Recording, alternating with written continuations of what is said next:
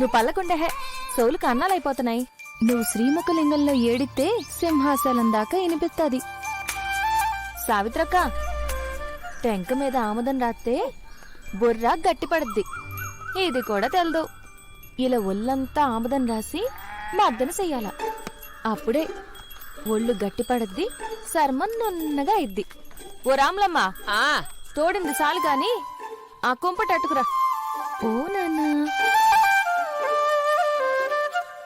At నాన్నా ఇలా సెగ తగిలిస్తే చర్మానికి అవసరమైన ఏడు తగులుతుంది. ఇప్పుడు సున్నిపిండెట్టి రుద్దితే ఒంటికున్న మన్ను పోయి ముట్టుకుంటే గొంటడు మెత్తగా ఉంటాడు. రాములమ్మ, నీళ్ళు పోయి.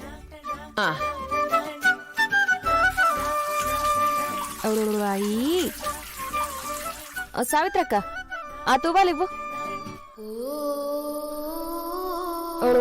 అయ్యి ఇదిగో.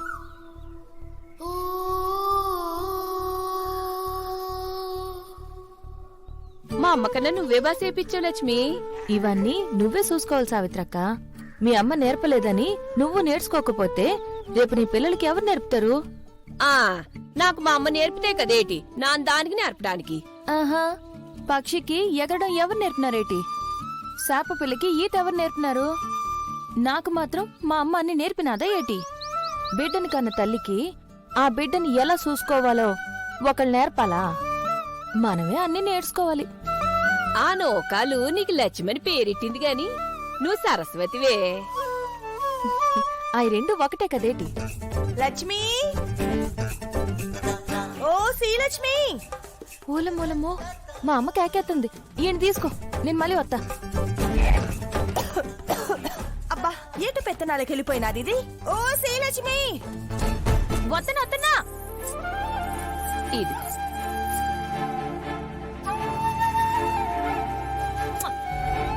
శ్రీలక్ష్మి.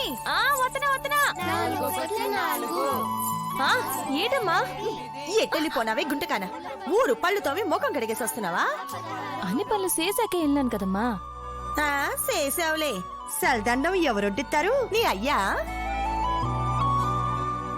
అవును, ఇంతకీ ఏడు మీ అయ్యా? అప్పుడే ఉత్తరం ముక్కలు పంచడానికి ఊరు మీద పడిపోయాడా? ఫస్ట్ బస్ కొచ్చే ఉత్తరాల సంచి తేవడానికి వెళ్లారు. సరే సరేలే, తమ్ముడికి ఇంకా రాఖీ కట్టవా? అమ్మా లక్ష్మి, అమ్మా లక్ష్మి. మూలమూలమో నర్సం వచ్చేసినది. అమ్మా శ్రీలక్ష్మి. ఒరే రాజుగా, నేను చెప్పినట్టే ఆ నర్సమ్మ కొడుకు రాసినట్టు ఉత్తరం రాసావుగా? రాశానక్క, ఇలుగివ్వు. అమ్మా లక్ష్మి. ఆ లక్ష్మి, నా కొడుకు కాడి నుంచి ఉత్తరం వచ్చినాదా? రాకుండా ఎలా ఉంటది? రా కోకో తెత్తాను. ఆడు పట్నం వెళ్తే నన్ను మర్చిపోతాడనుకున్నాను. గుర్తెట్టుకుని మరి వారానికి ఒక ఉత్తరం ఒక రాస్తున్నాడు. నానంటే ఆడికి ఎంత ప్రేమో. ఇదిగో నర్సమ్మ ఉత్తరం. అమ్మా, కోసంత చదివి పెట్టు తల్లి, చదివి పెట్టు. పిల్లలు, గుర్తున్నది కదా, మన ఊరు నుంచి బతూ తెరువుకి దేశ వెళ్లిన కొడుకులు ఆళ్ల తల్లులకి రాసినట్టు ఉత్తరాలు రాయాలి. ప్రియమైన అమ్మకు, నీ కొడుకు గోవిందరావు రాయినది ఏమనగా, ఇక్కడ అంతా క్షేమం, అక్కడ నువ్వు కూడా క్షేమంగా ఉంటావని దేవుణ్ణి కోరుకుంటున్నాను. మా నాయన, మా బాబే, మా బాబే. నాకెప్పుడు నీ ఆరోగ్యం గురించే బెంగ. ఏం తింటున్నావో, ఎట్టా ఉంటున్నావో అని నాకెప్పుడు దిగులుగా ఉంటది. ఆడికెప్పుడు నా మీదే బెంగ. ఏలకింత అన్నం ఉడకేసుకుని తిను. మాత్రలు మర్చిపోకుండా వేసుకో. అట్టాగే నాయనా, అట్టాగే. కిరాణా సరుకులు అయిపోతే కౌంటర్లు కొట్టుకెళ్లి తెచ్చుకో. వానాకాలం కదా, ఇల్లు కారుతుందేమో. ఈసారి వచ్చినప్పుడు కొత్త రేకులు వేయిస్తాలే. బురదలో తిరక్కమ్మా, కాలు జారుతాది. కాలు సెయ్యో ఇరిగిపోతే ఈ వయసులో కోలుకోవడం చాలా కష్టం. నిన్ను చూడాలని ఉండాదమ్మా, కాని ఈడేమో నాకు సెలవు ఇవ్వడం లేదు. నువ్వేమో ఊరొదిలి రావు, నానేమో ఊరొచ్చి ఉండలేను. సీనుగాడు ఈసారి వచ్చినప్పుడు ఒక సీర కొని పంపిస్తాను. ఆ సీరని పండక్కి కట్టుకో. అట్టాగే ఆ, నా కోసం ఉపాసాలు చేయకు, నీరసపడిపోతావు.